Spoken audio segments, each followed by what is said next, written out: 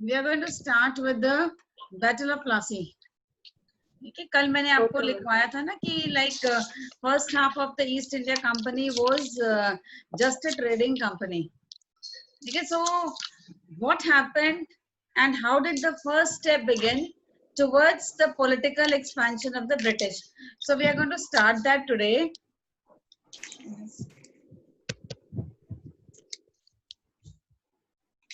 Yeah.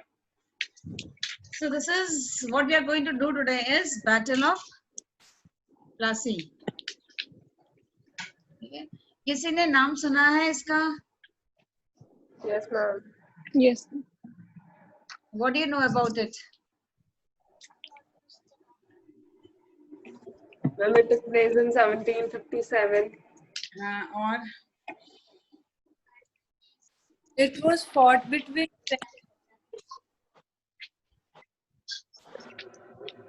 हाँ, कुछ भी आया समझ में आता है बेटे? it was fought between French and British.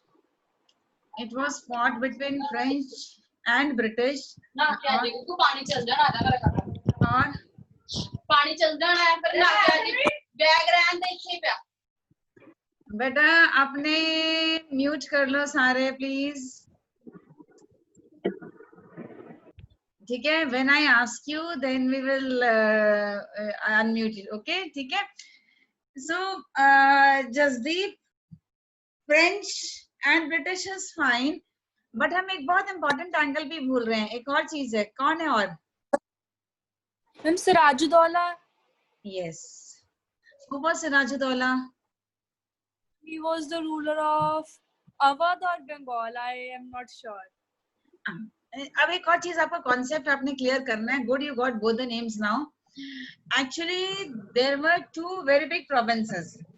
ठीक है, एक तो था हमारा Bengal presidency, the other was a combined presidency जिसको हम कहते थे the united province of Agra and Awadh.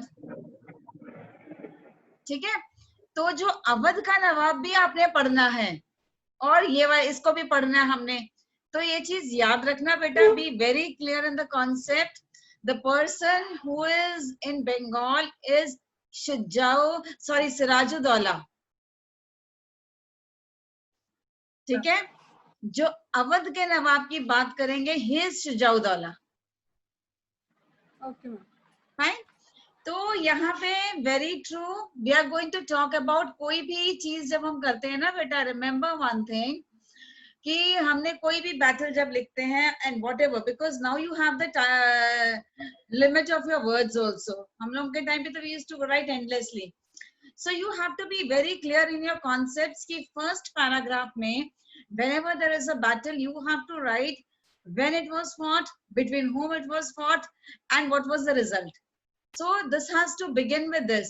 So when we are going to start with Battle of Plassey, as you have now we have discussed, it was fought between, where has it gone? Why is it on back? Yeah. Where was it fought? यहाँ पे मैंने लिखा है it was fought in Plassey. This is a place in northeastern India. और कब हुआ था? On 23rd June 1757.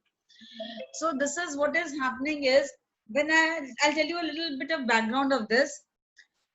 कि French, the Dutch, the Portuguese, and the British, all these were, you know, struggling and fighting between each other to get more and more concessions in India अपने व्यापार के लिए. ठीक है, they were establishing factories.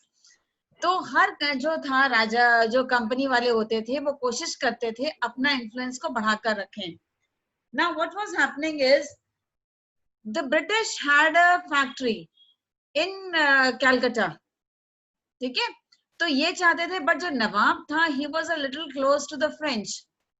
So that was a problem. And second thing was कि यहाँ का जो ruler था, I'm going to talk about that also.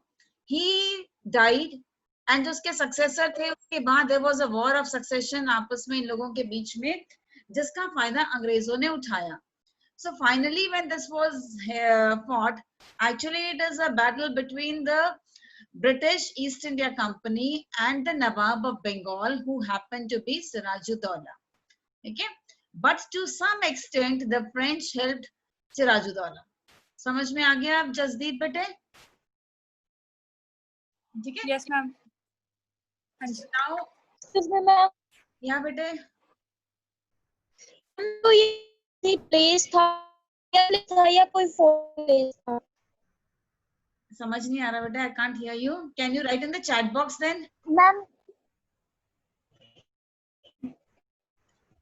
Query बेटा, when the class chat box में डाल दोगे, आपकी voice is cracking.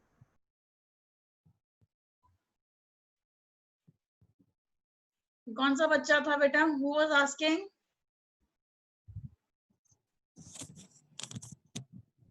Anyways, any query write in the chat box. I will discuss that क्योंकि आपकी बेटे voice crack हो रही है. Now, what were the causes? ठीक है?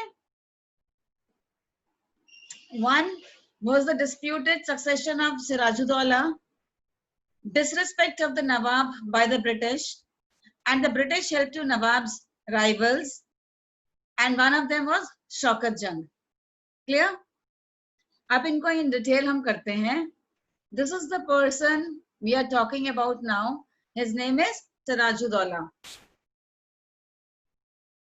What was happening was, Bengal में 1756 में जो यहाँ का नवाब था, he was a powerful nawab. His name was Ali Vardi Khan. He died, and Ali Vardi Khan का कोई भी बेटा नहीं था. He did not have a son to succeed him. So generally in Indian tradition, it was the eldest son would always become the next king. But यहाँ पर जब कोई भी उसका बेटा नहीं था, so what he did was he had 3 daughters. तो अगर इसको आप ये लोग देखते तो the eldest daughter's son should have become the king. But Sirajudaulah छोटे से ही he was staying with Ali Vardi Khan and he was very fond of him. And क्योंकि he was also very talented, तो Ali Vardi Khan ने क्या किया? उसने सिराजुद्दौला को अगला शासक बना दिया. And this was not taken very nicely by the other daughters and their sons. ठीक है? तो इनमें जो एक थी उनकी daughter, her name was Ghasiti Begum, and one of his cousin, his name was Shaukat Jung. So there was almost a triangular conflict that is happening for war of succession. They were not accepting Sirajudaulah as the next ruler. अब आपको मैंने बताया था कि already since Bengal was a very very fertile and a very rich province. ठीक है? तो इन लोगों को था कि अंग्रेजों को कि हमें बंगाल के ऊपर अब अपने आप को कोशिश करके we have to take over Bengal. So what they did was, ये मैंने आपको बता दिया. ये slide you can see when I send you on your this thing. आप लोग देख लेना. This will be put on the YouTube. This is his मासी घसीटी बेगम. ठीक है? इसको करने से पहले misuse of commercial privileges, I had shown written a slide, given you a point कि disrespect of the Nawab. अब हो क्या रहा है? अंग्रेजों को ये पता चल गया कि now जो king है or the Nawab of Bengal is not in a very strong position. It is very easy कि अब इसको हम लोग अपने अंडर कर सकते हैं. So what they started doing was, एक तो इसके दुश्मनों को उन्होंने सहायता देनी शुरू की, and secondly इन्होंने जैसे पुराने जमाने में अगर आपको पता है तो बेटा राजा के दरबार में whenever anybody went, they went with lots of gifts, जिसको नजराना भी कहा जाता था राजा को खुश करने के लिए. ठीक है? So this was the tradition. और यही काम अंग्रेज कर भी रहे थे अभी तक, जब तक इनको जहांगीर के यहाँ जाना था, and the big rulers they had to please the king, so they had to go with lots of gifts. But जब राजा कमजोर हो रहा है तो they thought, why should we waste our money, why should we try to please him? So they stopped going and pleasing the Nawab in the darbar. So ये जो disrespect थी सिराजुद्दौला की, this was one of the very important reason कि दोनों के बीच में conflict start हो गया between the East India Company and Sirajuddaulah. Got it? Now The next important topic जो यहाँ पे आपके भी स्लाइड में मैं शो कर रही हूँ, that is the misuse of the commercial privileges. इसको हम बेटा अगर आप देखोगे, this is also known, आपकी किताबों में भी लिखा होगा, otherwise you will also find a name that is known as Dastak. यहाँ मैंने नीचे लिखा भी हुआ है, ठीक है. Now what is a Dastak? Actually 1717 में इन्होंने जो सम्राट था उससे इन्होंने प्रिविलेज ली थी. And what was the privilege? That they could trade in India without paying any tax. Free trade. ठीक है. Can you understand the importance of this? क्योंकि सपोज करो I am going to make a pen, ठीक है, that pen is costing me ₹5. Fine. But जब मुझे एक जगह से दूसरी जगह पे उसको लेकर जाना है, देवर नंबर ऑफ टोल्स. देखे आपने बेटे जब हम आप स्टेट, क्योंकि अब वो चुंगी वाला हिसाब तो आपको नहीं समझ में आएगा. In your day I can only compare it to the tolls that we are paying. एक तब क्या होता था बेटे, ऐसे हम पैसे दे के जाते हैं ना, उस टोल को क्रॉस करते हैं, ऐसे ही चुंगी घर हुआ करते थे. ठीक है. So what these were doing were कि कोई भी अगर ट्रेडर अपना सामान लेकर जाता है, say you're sitting in Jalandhar, from Jalandhar you have to take your thing, this pen of ₹5 to Delhi. So the number of cities you are going to cross, अगर वहां पे राजा चेंज होता चला जा रहा है, you are paying a tax. ठीक है. सपोज मैं जालंधर से निकली, लुधियाना में मुझे ₹5 देने पड़े और मे बी ₹2 भी. मेरी पेन की कॉस्ट क्या हो गई? 7. ठीक है. Then I go to Ambala, I have to pay again. I'm changing the state. I have to pay say ₹5 again. तो मेरी कॉस्ट क्या हो गई? 7. कितनी हो गई? 12. ठीक है ना. तो ऐसे ही by the time I reach Delhi, I am paying taxes at number of places, and as a result of this, the cost price of my ₹5 pen say turns to 25. तो अब मुझे बताओ वो पेन मैं कितने का बेचूंगी जाके दिल्ली में? It should be more than 25, no, to earn some profit. अब ऑन द कॉन्ट्ररी, सपोज करो जसदीप के पास फ्री उसने दे दिया, मुगल सम्राट ने, कि जसदीप जाओ, आपको कोई टैक्स नहीं देना. So Jasdeep can travel from Jalandhar to Delhi. क्या वो तो चेन्नई भी चली जाएगी, उसका पेन ₹5 का होगा, है ना. तो कोई भी सामान अगर खरीदेगा, वो मेरा खरीदेगा या जसदीप का? Obviously they are going to buy something which is coming for ₹5. So this is the privilege, the trade free privilege, a big privilege that was given to the East India Company. और ये जो इनको guarantee दी गई थी of free trade, that is known as Dastak. समझ में आ गया? It was a license कि आपको कोई टैक्स नहीं देना है, आप आराम से अपना व्यापार करो. अब देखो, there are now 3 companies भी हैं, फ्रेंच भी है, डच भी है, पोर्चुगीज भी है. They are not benefiting. वो नहीं बेनिफिट कर रहे. One thing, even the Indians are not benefiting. This is similar to what is happening in today's context when you compare a Indian product जिसको हम बना रहे हैं पूरी मेहनत से, and a Chinese product that is coming at 1/4 the cost. That is the why people are running to Chinese products. समझ में आ रहा है? तो ये तो इन्होंने किया, चलो मिल गया अंग्रेजों को, not an issue. Now what these people were doing was, ये इस privilege को आगे जो इनको दस्तक मिलता था, licence, they were selling it in black to the Indians and other people. Got my point now? Problem कहाँ हो रही है सिराजुद्दौला को? आप तो टैक्स दे ही नहीं रहे हो, कोई बात नहीं, बट आपने बहुत सारे लोगों को उस प्रिविलेज को बेच के, जो दस्तक का जो आपके पास डॉक्यूमेंट था, उसको आपने ब्लैक में बेचा, एंड वो प्रिविलेज बहुत सारे इंडियंस हैं जो भी लोगों को वो दे रहे हैं, उनको भी मिल रही थी. So this is going to affect the economic condition of the king. Got the reason? क्या ये प्रॉब्लम आ रही है? So this was another major reason. Siraj-ud-Daulah ने वार्न किया ईस्ट इंडिया कंपनी को, प्लीज स्टॉप डूइंग दिस. ठीक है.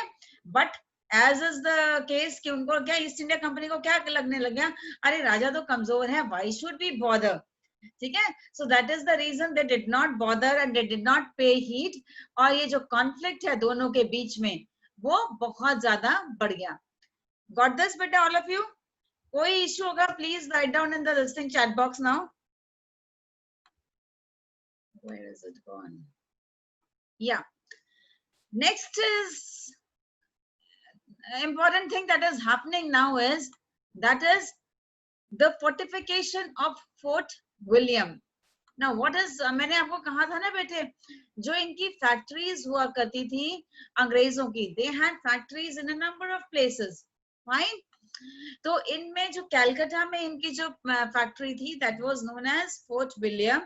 अब हो क्या रहा है, this is Fort William, कि यहाँ पर because the French, the British, they were under ये conflict चल रहा था इन लोगों का, अपने आप को प्रोटेक्ट करने के लिए जो कंपनीज हैं जहां पे इनकी फैक्ट्रीज हुआ करती थी ना, जहां ये सामान बेचने बेटे बना रहे हैं, सॉरी, तो उसमें इन लोगों ने उसको फोर्टिफिकेशन, बेटे हिंदी में किलेबंदी लिख लेना, तो इन लोगों ने क्या किया, वहां पर उसकी चारों तरफ बड़ी बड़ी वॉल्स बनानी शुरू कर दी, जैसे कि वो एक किला है। और न सिर्फ इन्होंने यहाँ पे वॉल्स बनाई, बल्कि यहाँ पर धीरे धीरे करके ये लोग गोला बारूद, एम्यूनेशंस को भी इकट्ठा करने लग गए। Now you see, this is such a dangerous thing for a king. Already there is a conflict, थोड़ा टेंशन चल रहा है between the East India Company and Siraj-ud-Daulah. ऐसे समय में अगर वो वहां पर ईस्ट इंडिया कंपनी अपने किले बना रही है, so this could harm the Nawab any time. So he protested. He told the East India Company कि ये जो किलेबंदी आप कर रहे हो, इसको आप बंद कर दो। But as is the case, आपको पता है ईस्ट इंडिया कंपनी अब धीरे धीरे अपने आप को assert कर रही थी, they refused. This I have already discussed with you. इसको आप लोग पढ़ लेना एक बार बेटा। Supported the rebels, जो भी सिराजुद्दौला के अगेंस्ट आवाज उठाता था, तो ये लोग क्या कर रहे थे, they would go straight to Calcutta and they would get protection by the east India company. आपके दुश्मन को बेटे अगर कोई भी सहायता करेगा तो वो क्या बन जाता है, आपका दुश्मन बन जाता है ना। अब हुआ क्या है, इसलिए जब when they did not agree east India company, तो सिराजुद्दौला ने कहा कि he marched towards कैलकाटा, ठीक है। और उसने क्या किया, पहले तो कासिम बाजार में इनकी जो फैक्ट्री है उसको अपने कंट्रोल में किया, and then he occupied Fort William on 20th June 1756. अब गलती यहाँ पर क्या हुई सिराजुद्दौला से, he did not stay put over there. Immediately after capturing Fort William, he left his officer over there, his name was Manik Chand, और उसको छोड़ के वो वापस चले गया Murshidabad. And when the news of Calcutta reached Madras, अब बेटे अगर आपको मैंने इसीलिए उस दिन आपको कहा था, you have to have a fair idea of map of India, then you will, अगर अभी भी आ जाकर आप इसको देखोगे, these are both on one side of the Indian map, ठीक है। अब क्या हो रहा है, it is Calcutta is a little upper and Madras थोड़ा नीचे आ जाता है, and Madras there was another factory. So when this news reached Calcutta, Madras, तो उन्होंने वहां से क्लाइव, लॉर्ड क्लाइव का आप लोग नाम याद कर लो। We are going to read about him, a very powerful person in the British army, and later on he became the Governor General of India. He reached Calcutta.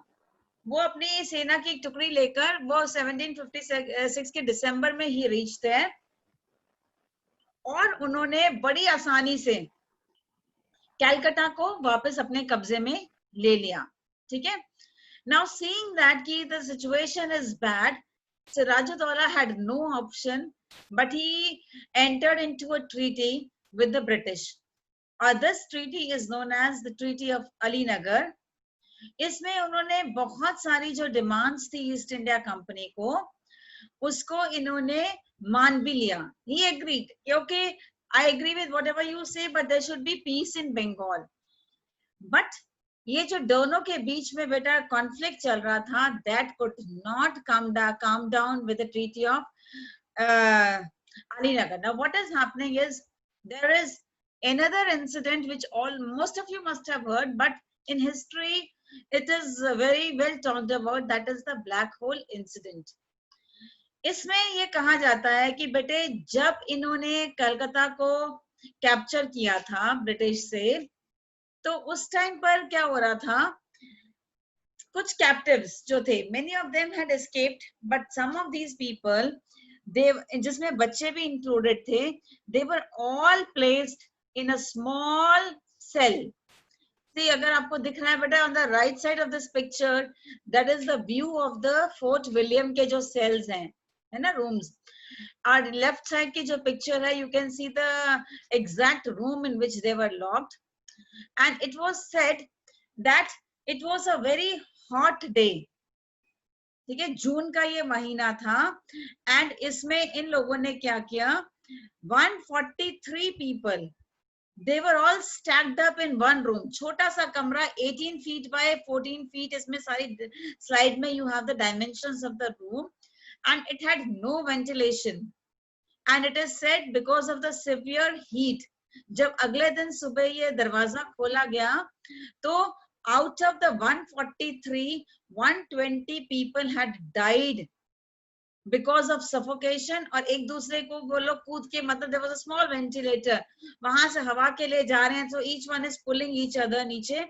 तो this जो incident है, इसने बहुत ज्यादा bitterness create कर दी between the British and the East India Company and Sirajuddaula. Now बेटा ये जो incident है, ठीक है, it was, first of all it came by a British person. तो इसकी बहुत सारी contradictions हैं. Many Indian historians say कि this is not an authentic depiction of the event, क्योंकि जो कमरे की dimensions आप बता रहे हो, उसमें physically possible ही नहीं है कि इतने सारे लोगों को डाला जा सके. So for you, you do not have to go into the debate of what people are saying, but this is just one incident which at that point of time जिसने bitterness create कर दी.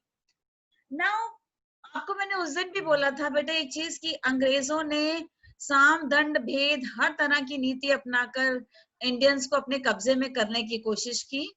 And इनमें बहुत important उनकी policy हुआ करती थी, that was फूट डालो शासन करो, divide and rule. Now what they did was the East India Company, particularly Clive, इन्होंने एक साजिश की, कॉन्स्पिरेसी बनाई, और इन्होंने जो मीर जाफर का जो कमांडर इन चीफ था, सिराजुद्दौला का इसका नाम था मीर जाफर, उसको अपने उसमें ले लिया, and then they hatched a conspiracy. Now what was happening was, when this conspiracy was in place, इसके बाद क्लाइव was very confident कि now he could easily take over Bengal. उसने क्या किया, क्लाइव ने एक झूठा आरोप लगा दिया सिराजुद्दौला के ऊपर कि उन्होंने ट्रीटी ऑफ अलीनगर को वायलेट किया है, उसको तोड़ा है, और उन्होंने फ्रेंच की सहायता करनी शुरू कर दी है. ठीक है, so he is taking the help of the French, who were the enemies of East India Company. और without waiting for a reply, charge तो आपने लगा दिया बेटा, ideally he should have waited for some reply, but without waiting for a reply, he marched towards Murshidabad with a troop of 3,000 contingent. अब एक और sad part देखो Indian history का. This starts from this. Open your eyes now and you will see the reason. मैं आपको बार बार एक चीज बता रही हूँ कि we were not ruled by the king or the queen of England. किसी राजा ने आक्रमण करके कब्जा नहीं किया था, बल्कि it was because just a handful of people, it was just a company, East India Company, जिसने यहाँ के ऊपर आक्रमण किया है. आक्रमण के, they just came for trading and eventually they took up the political control of India. In this battle, you see how many Europeans are there? Just 800. And his Indian sepoys are 2,200. And compare it to the same army of the Nawab. This would be something around 50,000. Can you imagine just 800 British soldiers? They defeated a huge army of 50,000 people. ठीक है। तो ये जो दोनों armies हैं, there was it's a mango का जो था ऑर्चर्ड था, बाग था Plassey, that was near the river Bhagirathi.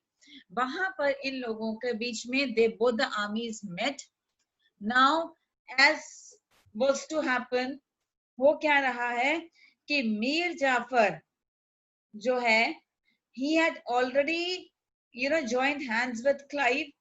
तो इसलिए at the time when the battle had started, Mir Jafar ने एक सलाह दी उसको कि आज के दिन के लिए हम इसको रिट्रीट कर लेते हैं the battle. Nawab made a blunder. But at that point, had he not stopped, he would have easily defeated the British and maybe the history of India would have been different. But हुआ क्या? Because of Mir Jafar's advice, he retreated, and at that point, Robert Clive attacked the soldiers with his army. ये जो sudden attack हुआ है सिराजुद्दौला की army के ऊपर, army में भगदड़ मच गई, and most of them they fled away from the battlefield. Now the end of Sirajuddaulah is very sad. He was such a great Nawab. He was betrayed by a conspiracy by Jagat Seth. He was a banker in Calcutta, Mir Jafar, and Omi Chand. See, all of these people, had they not conspired, Sirajuddaulah would have been ruling India in a very nice way, and maybe Bengal would have flourished. Just so, after this, he fled. Sirajuddaulah भी यहाँ से भागा, but he was caught and finally he was executed. उसको मार दिया गया था on 2nd July 1757. See, this is the picture of Sirajuddaulah. Now, effects of Battle of Plassey. Now, what is happening is political effects में आप देखो, the Battle of Plassey resulted in the end of the French forces. पूरी उनकी शक्ति खत्म हो गई. मीर जाफर को अगला नवाब बनाया गया बंगाल का, ठीक है. And after this, Lord Clive, उनका rise start होता है within the British East India Company and also in India as a political power. Economic effects में आपको है कि this was because now what is going to happen is, for the first time, the British are going to take over the economics, जो है सारी economy of India. And since the Nawab is a puppet in the hands of the East India Company, they will exploit India without any hesitation. बुरी तरह से भारत का जो शोषण होने वाला है, just because of the Battle of Plassey. Now coming to this, जो इसके effects में एक और भी चीज है कि East India Company, now they came to realize कि exactly India का जो situation है वो क्या है, ठीक है ना. बहुत क्लियरली पता चल गया कि इंडियंस को तो हम बहुत इजीली तोड़ सकते हैं and बहुत ही easily what can they can be